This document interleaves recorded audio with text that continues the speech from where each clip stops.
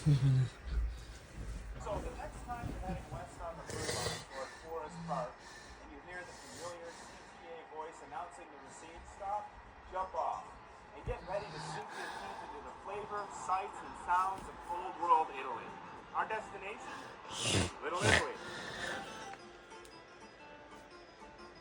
Benvenuto. That means welcome in Italian, and you can't help but feel that way the moment you step into this historic Chicago neighborhood. Absolutely beautiful. It's so much part of the city, so it's close to everything. From the tree-lined streets to the beautiful old homes to the family-owned restaurants and bakeries, the longtime influence of Italian culture is all around as you make a stop in the charming neighborhood of Little Italy. There's a lot to experience during a visit to Little Italy, and Dan Portencaso knows that firsthand. He serves as a tour guide for the Chicago Office of Tourism's Neighborhood Tours program, and has offered to show us around. So Dan, what makes Little Italy such a great destination? Well, Little Italy is a great destination because it's a great place to bring a family and bring a date. With all the restaurants and the beautiful neighborhood, it's a very enjoyable space to be in. Little Italy became that enjoyable space as a result of many decades of nurturing, beginning in the late 1800s with a wave of primarily Southern Italian and Sicilian immigrants. They started coming here around the 1870s, 1880s. The Dearborn Street train station was the main portal where immigrants came in, and they've been here ever since. The neighborhood grew up around one street that remains its centerpiece today, Taylor Street.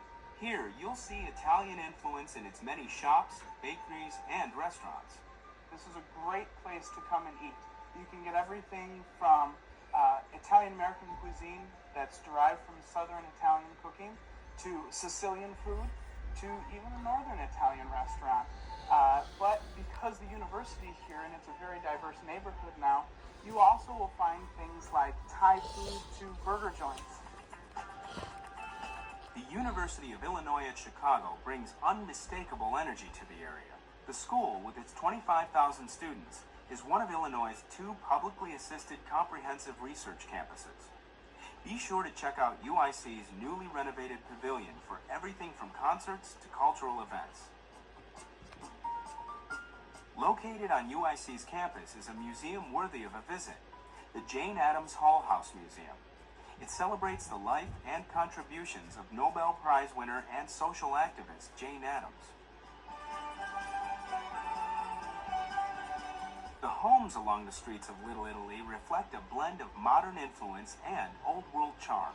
There are some gorgeous buildings in this neighborhood. Tell me a little bit about the housing in the area.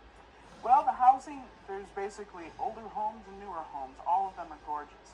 They are building new construction, 2 and 3 flats with condos in them. And you have your classic Chicago 2 and 3 flats in the neighborhood. Many of them rehabbed with all the modern amenities.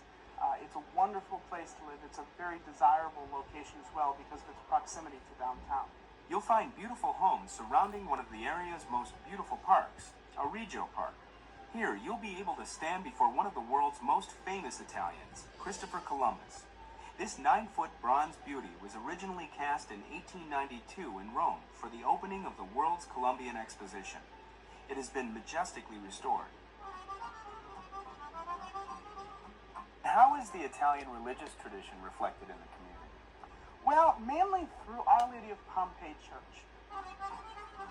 Once slated for demolition, Our Lady of Pompeii Church proudly remains standing as a symbol and literally a shrine for Italian culture. The shrine of Our Lady of Pompeii was built in 1920 for the Italian, by the Italians, for the Italian community. It was when the first flux of immigrants first came over to the Chicago area.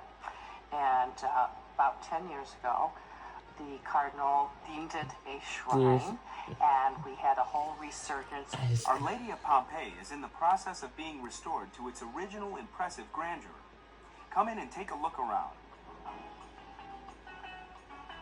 Just recently opened, the National Italian American Sports Hall of Fame, a museum dedicated to promoting and preserving the history and heritage of Italian Americans in sports.